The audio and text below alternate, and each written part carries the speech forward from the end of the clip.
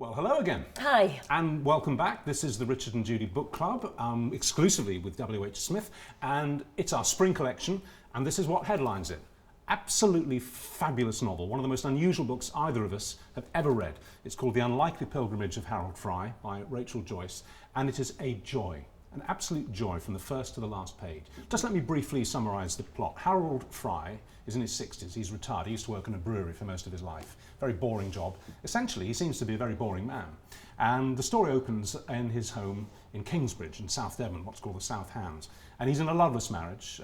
It's been dead for as long as either of them can remember. And on this particular morning, he opens a letter addressed to him. And it's from somebody called Queenie. Now, Queenie was a colleague of his at the brewery many, many years before. And for some reason that we'll come to discover, she had to leave. But before she went, she formed a very important relationship, a very proper relationship with Harold, and she did something for him. She did something that made a difference for him. And he's always sort of kicked himself that he never tried to stay in touch with her. He has no idea where she's gone. Well, this letter is from Berwick-on-Tweed, where she is. She's in a hospice and she's dying. And she's written just to tell him, quite formally, in a very sort of middle-class, straight-laced way, goodbye. And Harold has this incredible epiphany. He decides, he understands and realises that if he gets up from the table now and walks the 600 odd miles to Berwick-on-Tweed, he can save her. He can save Queenie.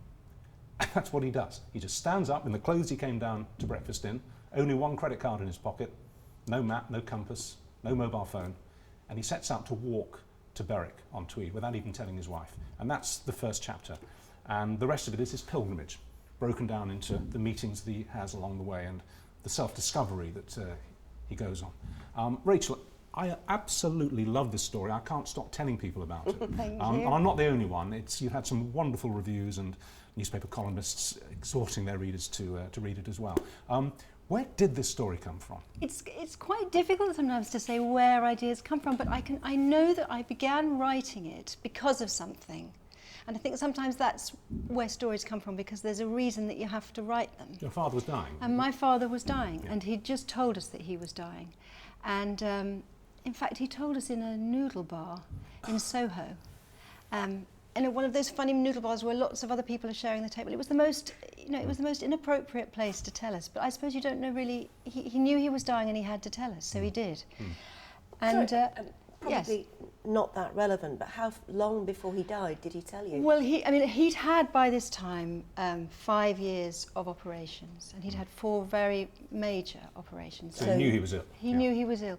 But this was the point where they told him nothing else could be done. Right. And my dad was a robust, quite proud man who didn't want to die. He really didn't want to die. And so when he told us, it was sort of, they've told me I've got a matter of months left, but it's business as usual. And he got on the bus to go home, and my sister and I went and drank a lot of wine, and then I went and started writing for him. Gosh. And But this is for him. I wrote it for him, but I didn't tell him because he's such a sort of Englishman. I couldn't tell him because he'd have been mortified. He'd been so embarrassed at the attention. But what was it about your father and what he told you that night that stimulated the idea of Harold Fry in your head? I think it was really simply that it was the point where I was losing the man I really, really wanted to keep. I started writing a story about a man who saves a woman and keeps her living. And I think that was the logic, but the thing is that I didn't really know the logic. And I think if I'd known the logic, I probably wouldn't have been able to write the story. Right. But it was just it's sort of what I do. At first, as the story begins and he sets off on this extraordinary odyssey, you think he's not going to make it. I mean, he's just in ordinary everyday clothes, he's wearing silly deck shoes, yachting shoes. Yeah. Hasn't even got boots or anything like that. And you think, well, obviously this story's going to sort of wrap when he gets to Exeter. Yes. He's starting off in the South Hams, but it doesn't. He carries on and on and on, and it's beautifully episodic. And it's beautifully written, especially, well, all of it, but I love the descriptive passages of the countryside that he's walking through. Right, yeah. In fact, it reminded me very much of Laurie Lee. who, of course, lived in the Cotswolds. Yes. And that's where you are, isn't it? He lived in the next valley. Oh, really? We're Slade. Stroud Slade. and he's Slade. He's So Slade. we're the Golden Valley and he's the Slade Valley. Well, tell me about those passages, because you're by trade really a radio play writer. That's what you do. But these descriptions of the countryside and the landscape and the skies and the clouds and stuff, Yeah. they're inspired. They're beautiful. The thing is for me that I'm a Londoner and lived in London until I was pregnant with my 4th child, and then had this reaction, I mean, a sort of like a chemical reaction to London, and had to get, I've got to see Skye. I can't bear not seeing Skye. And so we moved out to the Cotswolds, to Gloucestershire, and then we moved again, because where we moved, we were in the middle of a village, and I suddenly felt I couldn't even be in the middle of a village. I had to be right on the edge of a village. And now we live on a sort of windswept valley. But I look that way and I see the sun rise, and then I look all around me and I see the sun set. And it was to do with, I think, with getting a bit older and thinking I've got to be in a space that's big.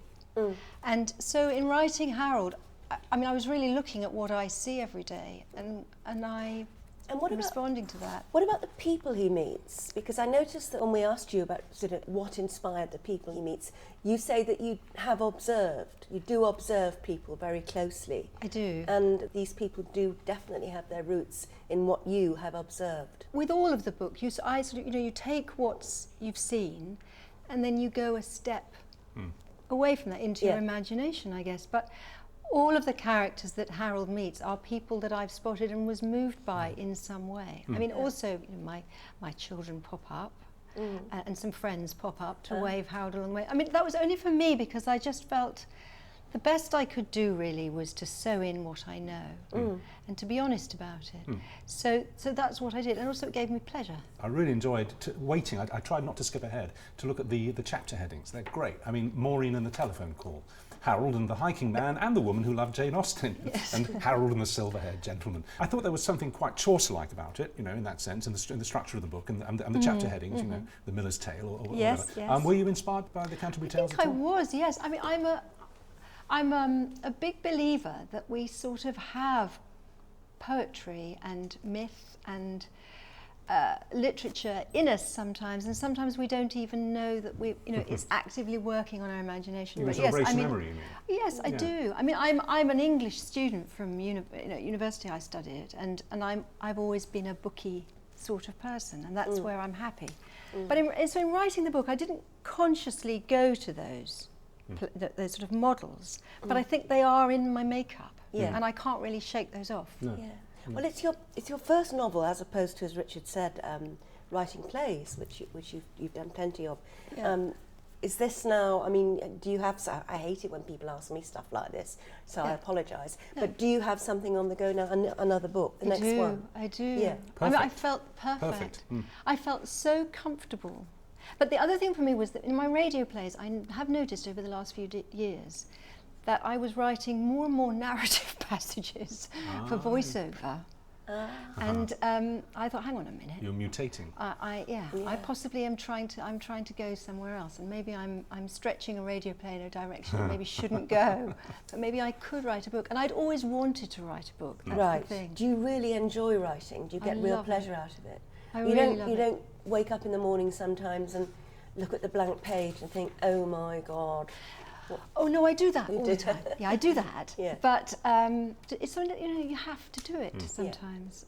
And as well, I think sometimes I'm not terribly good at expressing myself. And when I write it down, I feel I get it. And it's where I feel I exist more comfortably. How lovely. That's really quite inspirational for other people to hear, actually. It really is. Well, many congratulations on it. It's doing incredibly well anyway, but we're delighted to have it to kick off our spring selection. I'm thrilled, I have to say. Not as thrilled really as we thrilled. are. Not as thrilled as we are. The Unlikely Pilgrimage of Harold Fry, Rachel Joyce. Just a delight. Very proud to have it on the list. And do remember, if you buy any of the books, including this one, in W.H. Smith, it's worth it because there's extra content in the back of those books, only in that store, only in W.H. Smith. There's the interviews that we do with the authors, a Q&A session, and there's advice and details on how to download the podcasts, which include extra interviews and extra material with them. So it's all there in the back of the book if you get it from W.H. Smith. But what a start. Thank you very much indeed. Lovely to talk to you. Thank you, Rachel.